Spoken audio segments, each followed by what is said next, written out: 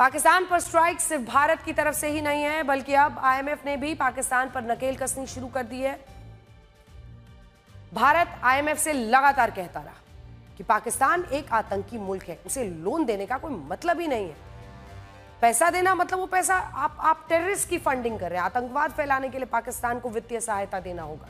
लेकिन उस वक्त तो आईएमएफ को समझ में नहीं आया, लेकिन अब लगता है कि उसे भी पाकिस्तान का असली खेल समझ में आ गया है और इसीलिए आईएमएफ ने पाकिस्तान को बेल आउट की अगली किश्त जारी करने से पहले 11 नई शर्तें लगा दी और इसके बाद अब पाकिस्तान पर कुल शर्तें बढ़कर 50 हो गई हैं।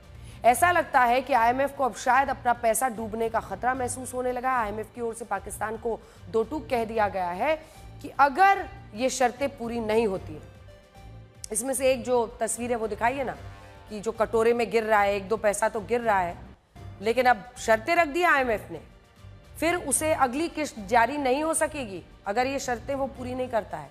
अब शर्तें क्या है देखिए।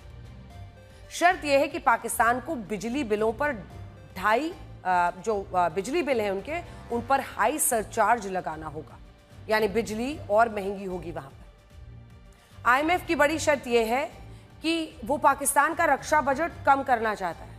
आईएमएफ चाहता है कि पाकिस्तान अपने कुल बजट को 12% ही डिफेंस पर खर्च करे, जबकि शहबाज सरकार चाहती है कि 18% बजट का हिस्सा रक्षा पर खर्च करे। आईएमएफ साफ साफ कह रहा है 12 पर लाइए इसको, 12% से ऊपर आप नहीं करेंगे, क्योंकि उनके यहाँ सेना को फंड करना मतलब टेररिस्ट को फंड करना। पाकिस्तान को अफगानिस्तान ने भी एक बड़ा झटका दिया है, उसके बारे में आपको बताएंगे। भारत ने यह तय कर दिया है कि पाकिस्तान को एक एक बूंद पानी के लिए तरसना होगा, इसीलिए पहले पाकिस्तान के साथ सिंधु जल समझौता रद्द किया गया।